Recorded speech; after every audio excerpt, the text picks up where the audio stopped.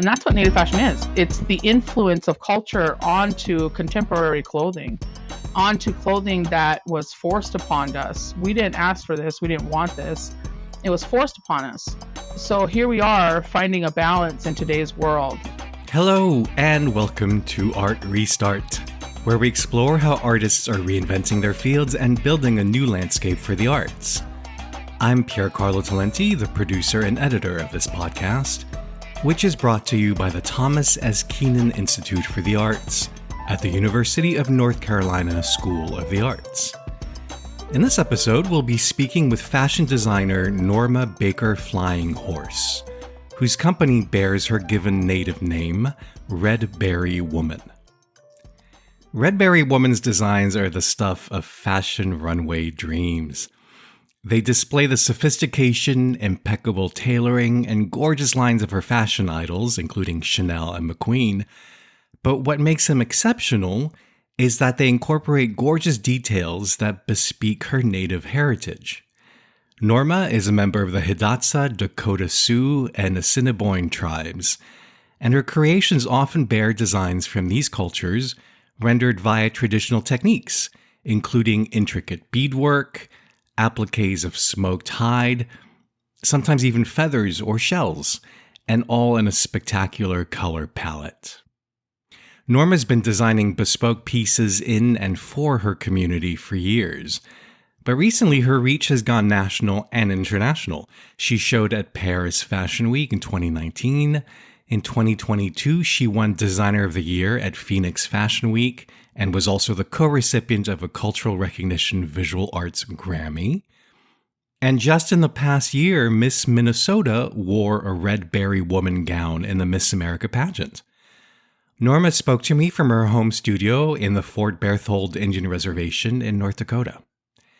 I started by asking her to describe her favorite recent dress and to explain what went into its creation. It's so hard to decide which piece is my favorite, but I'm going to be honest with you. The one that took this year's prize, I think I have one every year, is the Miss America pageant dress. She's from Minnesota, and so she was competing, and she calls me up and she says, I really want to wear one of your gowns because I'm wearing something that's going to be orange, which represents the movement that's happening for the boarding schools up in Canada right now. The Indigenous people are discovering, our relatives that were murdered. And so the color orange represents that movement of bringing them home, the family members that were lost to these boarding schools, and two, looking for a way to hold people accountable. Because crazy enough is there are people still alive that used to work in these boarding schools. They're very elderly, but they're still alive. And so that tells you how recent that trauma to our people was. So that was awesome that she wore a dress to represent that on the stage. And the breastplate of the dress is a smoked hide. And that's predominantly used throughout my cultural attire as well as hers, because she comes from the Lakota tribe. She's actually a member of the Standing Rock Sioux tribe. I'm from the Dakota Sioux tribe, which is from Montana, Fort Beck, Montana. And so I did Dakota florals on the front, and I loved it so much because it represented something that we all knew was happening as Indigenous people, but it was so traumatizing to talk about that it took actually getting to see proof of what was going on. And so I just wished everyone had known that was there, exactly why she wore that color. But, that's why social media is so great, because you can, send your message out there and it can reach so many people. And it did. She did such a fabulous job. I thought she should have won, but I'm being biased, so she's fantastic in every way. So that was my favorite piece. And to see her standing on the Miss America stage wearing something that I had made, that's the closest to the crown that I think I'm ever going to get, but it's probably the closest to the crown that I probably would have ever gotten. So I love pageants. I've been watching Miss America since I was a little girl. So to see my work on the stage was like surreal. And then how long did it take you to make it? And do you work alone or do you have a team helping you? A lot of pieces I do work alone.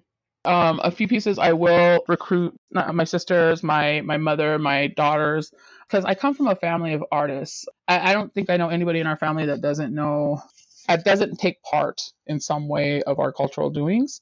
My mother married a gentleman from here that had children prior to their marriage, and so even his children too are diverse into the culture here, and so it's one of those things where like you just naturally do it because it's something that you've been taught since you were a little girl.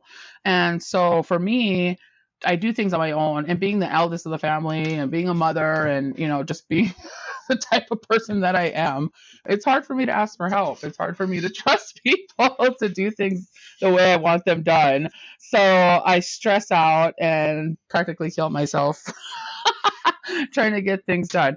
The dress took about almost 3 months, just with everything else I had going on. At the same time, I had another dress go to the NFL honors. It was worn on the red carpet by the designer of the Super Bowl theme this year, who was a guest on this podcast 2 years ago. Oh, yeah. So yeah. She's fantastic. So, I mean, like that was going on, and it was funny because we did her like so last minute, but it was after I met her, it was like, I just knew exactly what I wanted to do for her because she's such a bright spirit. So it was fantastic. But I had so much going on and then I was pregnant. I was 8 months pregnant and a little over 8 months pregnant. And what had happened was the doctor said, you know what, you need to go in.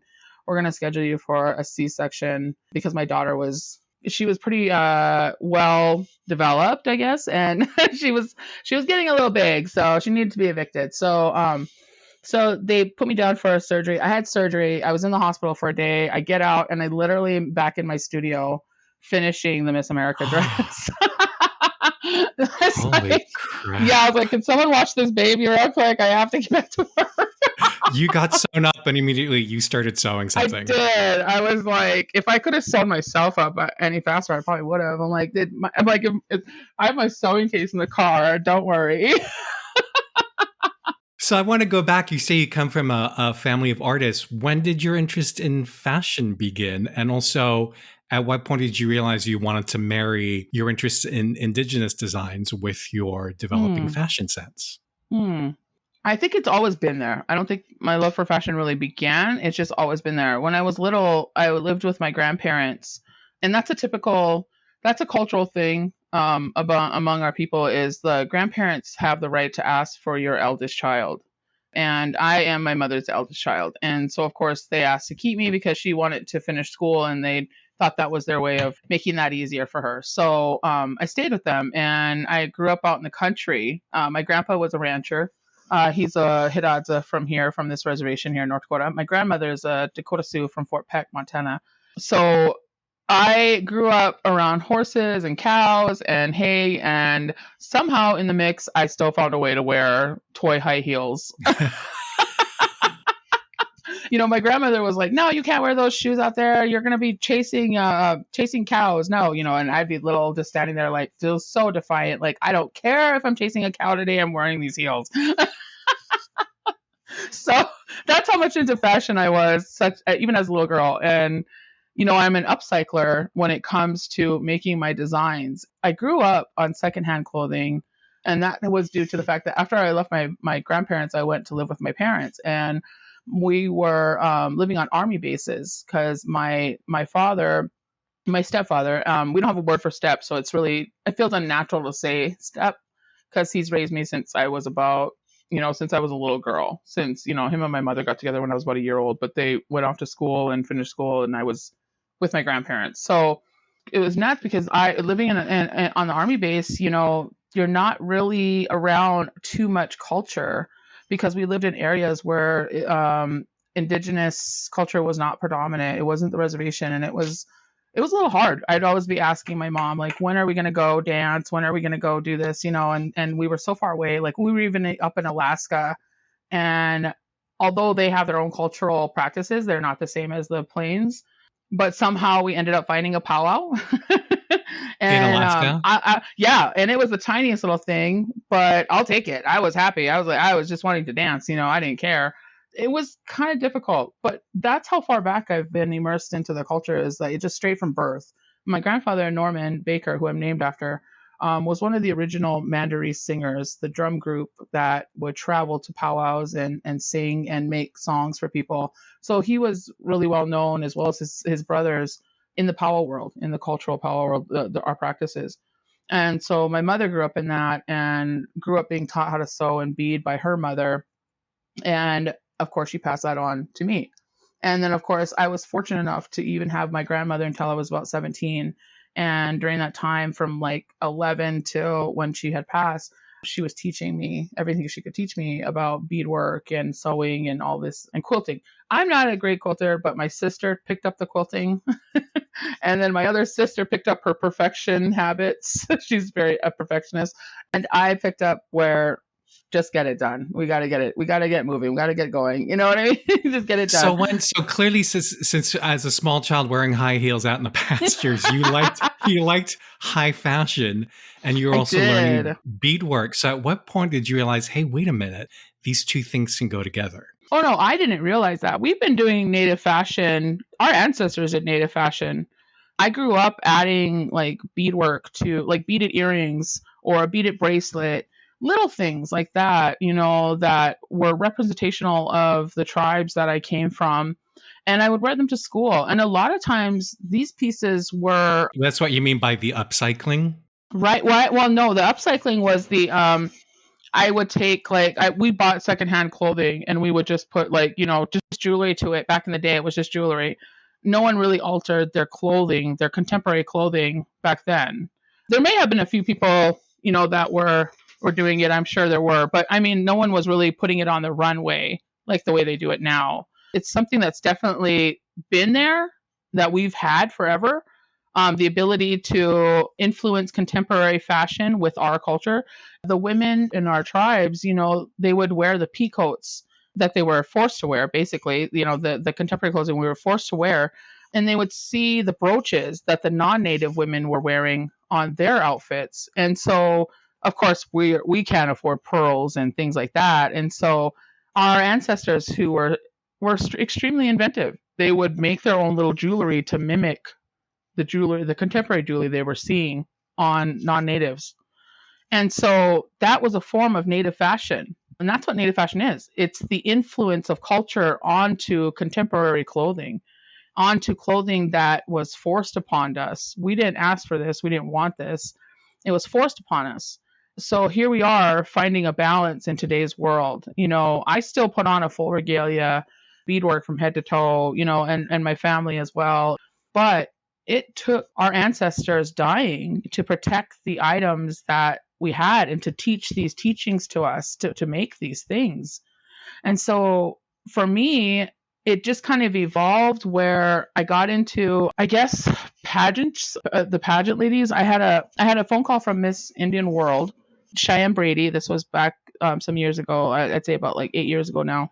And she says, I have to do a speaking engagement, and I was wondering if you could make the ribbon dress. And the ribbon dress is a common dress among many tribes because the ribbon was a trade item from China. And so when, settlers were coming over, they were trading us and we were getting this ribbon, and we began to make these skirts, very colorful dresses. They were full dresses. Now you see us wearing them as skirts. And again, that's native fashion, but she had called me and asked me. And so what I had done was I actually started doing design work on stuff I was making for her, and her being so out on social media, people started noticing my work.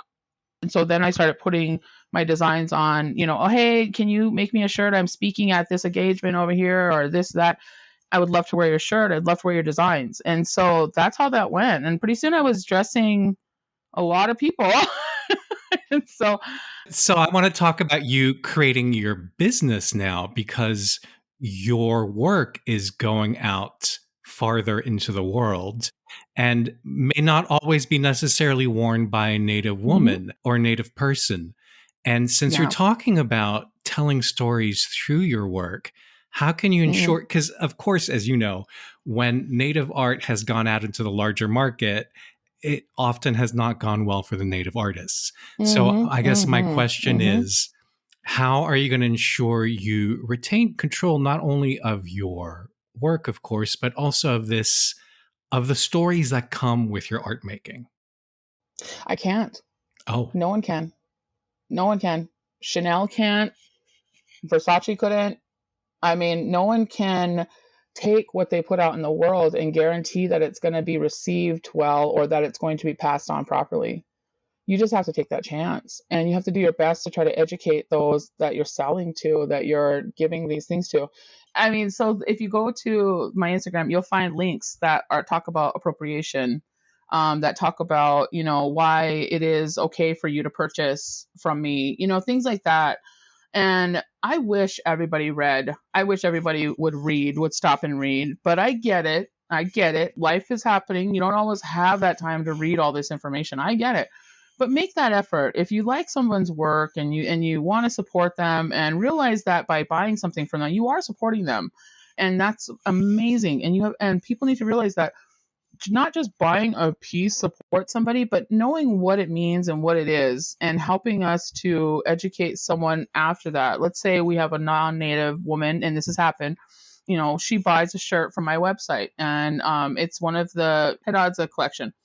And she turns around and tells people, this is from the Hidatsa tribe. They're located in North Dakota. You know what I mean? So, I mean, like, just that little bit. I mean, it's amazing how much little bit of information, if we start sharing it and if we stop attacking people for not knowing the information. I mean, people need to realize Native Americans, we've gone through so much trauma. I'm amazed we're as calm as we are. I'm going to be honest with you. What's been in your business journey? What's been the steepest learning curve for you? What have you really had to learn from scratch that really you were in control of your art, but what did you have to learn about the business side of things? God, everything. And I'm still learning it. I sat down 2 years ago after leaving the tribal government. I was a tribal staffer for our tribal chairman and for another individual who was on the council. And I had served. Oh, so your business is really only 2 years old now. Yeah. I've been doing this on the side. After while doing a full-time political job. Okay, so tell me about the decision to quit the full-time job and go full scale into the business. That's a big decision. Unfortunately, I didn't decide to quit. I was fired. So, Oh. Yeah. Congratulations. But I say this not in bitterness. I say this as in, God damn, it took me getting fired to really go do what I wanted to do, and I won't go into details. It's right. a pretty, I have to say that I'm going to be honest with you. I will argue this in any court that it was no wrongdoing on my part, but unfortunately, when you're politically appointed and if you upset someone who appoints you, they can unappoint you. So it wasn't anything dramatic or criminal charges or anything like that. I was never let go for anything like that. It was a personal thing between myself and my ex-employer, who unfortunately was a friend of mine, and it just took a toll. Tribal politics are not fun. They are not fun. Very bad business to be in when you're trying to run another business. So I stayed pretty busy. Having to do my business after hours, being up all night and then having the next day have to go to work. It was hard. It was really difficult. And I didn't really start selling items until recently, until 2 years ago. But up until that point, I was basically doing things for free, just getting my name out there, traveling to fashion shows and paying my dues, and this didn't happen overnight for me. It literally hasn't happened at all. I'm still learning. Like I could show you a ton of awards, but I'm still learning my business. I'm still trying to make my business work for me.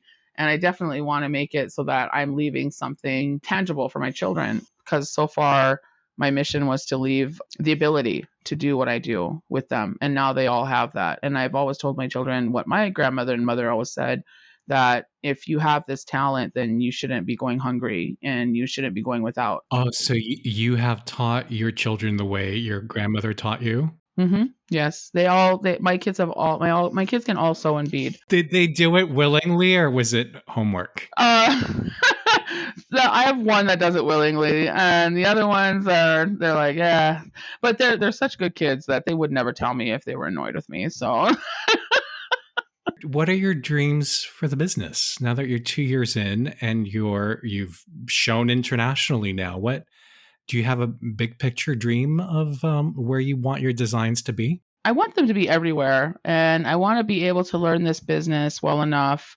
Thank God for TikTok and thank God for YouTube.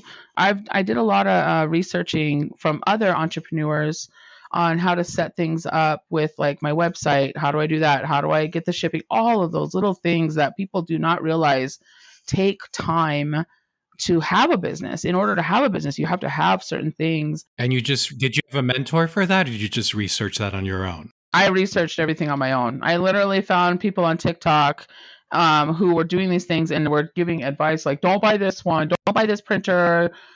I like this one instead. Things like that. It just so helped. It expedited so much time for me. And so whenever I would get a little bit of information from whoever it was, it didn't matter who it was on TikTok. If they had a link for me to send a few bucks, I would try to send some coffee money their way and say thank you, because you just saved me like weeks of researching and weeks of frustration, probably sitting at my table crying, trying to figure things out. So I always wanted to send them a little something. It's not much, but just know that they are appreciated for putting that information out there, and to teach others how to do what they're doing. I think it's wonderful. So, and I don't know if I would have a business if I weren't for TikTok, because I'm definitely not going to business school. So on this podcast, I like to talk about how our artists are reinventing systems that no longer work so that their art can reach a wider audience. In your case, yes. As you look back on your artistic journey and your business journey, what could be invented or changed so that it would be easier for you for your art to reach your intended audience? Oh, dear. Well, the price of clothing here in the States to manufacture clothing, for one thing. Meaning you had no choice but to work with an overseas vendor. Yeah, I would not choose a foreign vendor if I had a better alternative, because the time it takes to get from them. I have nothing against their product. They always have such good product, but the time, that it takes, it's difficult. And it's difficult for me to convey that to people who have been shopping on Amazon since the pandemic, and think that things are so readily available like that. And they're not. I keep meaning to put together like a whole, video showing people like, this is what I do, this is but I really don't have the time to even tell or educate people on that because I'm so busy doing the work. So, and once in a while I have more help, but yeah, people don't realize the work that it goes into having to run a business by yourself, a small business, even with people helping you. It's hard. It's a lot of work. And so for me, doing it alone with help that comes sporadically, yeah, there are days I just want to quit. I really do want to quit and be like, you know what? I think I've done enough. I've got a Grammy. I'm good. I'll go get a job at the bank. I've done all I can do. But I keep pushing because I keep thinking like, I'm going to figure this out. I'm going to do this. I'm going to make things work. I'm going to, and I love it. It's the stress, everything. It becomes worth it when, people message me and say, I love your clothing. I love your designs. Every time I feel like I'm going to quit, I am not kidding. And I don't know if this is my grandma or the creator or who it is, but every time I feel like I'm at that point, I'm going to quit now. This is it. I'm done. I cannot take it anymore because I'm too stressed, especially lately with a new baby. I get a message from like a random person who will be like, I just want you to know you're doing great things. And I'm so happy for you that you're getting these awards. And I love your designs. Keep it up. Keep the good work up. And it just brings me to tears because it's like I get those messages right when I need them, which isn't too often, but I haven't really gotten to the point of breaking down too often, which I guess is good. So I love it, the support. And then finally, could you talk about a new or a planned design that you're particularly excited about? Or a new line? Oh gosh, yes. I have actually like about 3 or 4, I think. 4 if we can do it, if we can manage it. And when I say me, I mean the people that I'm going to harass to help me. Because I do have a few people that are like, we'll just do it. I have about 4 collections going to be coming out, rolling out here. So, and yeah, I have a lot of time to make up for because a lot of my time went into, of course, having a baby and doing a lot of custom work for a lot of people for awards and whatnot.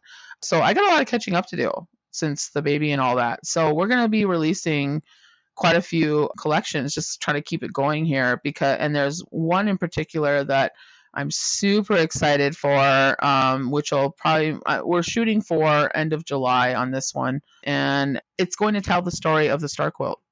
So I'm really excited. I don't want to say too much more than that, but okay. Yeah, it's because I was about to ask you for the story of the star quilt, but it sounds like I should wait to see the designs.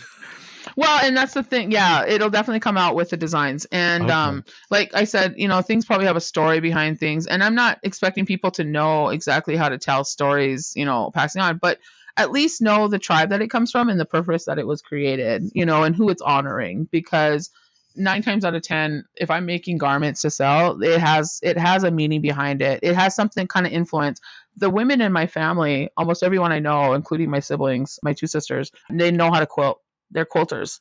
And my mother put herself through college quilting. She would quilt on the weekends and then she'd go to school a week and she would, get scholarships. And so between scholarships and quilting, she was able to pay for her college and she was able to get a small car. So quilting and then we use quilts to honor people left and right. So it's definitely a story that a lot of people don't get to hear too often. And I'm pretty excited that I have the people coming on board to help me execute this and hopefully do it justice and hopefully pay some respect to our quilters because our quilters are amazing. So and we use quilts for everything and it's such an honor to get one from someone. So they mean something culturally to us. We took that medium and we made it our own. And so I'm pretty excited to share that story of where that comes from and why you see so many quilts among so many tribes, and what they mean to us. So, if you'd like to learn more about Norma and read a longer written version of this interview, just head to uncsa.edu/artrestart. If you know an artist changemaker wherever you happen to live that you'd love for us to profile, please let me know. You can find me on Instagram at PCTalenti. And we really rely on your word of mouth to reach new listeners, so please tell a friend about Art Restart or leave us a review or rating wherever you get your podcasts. We would so appreciate it. Our theme music is by Shanghai Restoration Project. I'm Piercarlo Talenti, and on behalf of the Thomas S. Keenan Institute for the Arts, thank you for listening.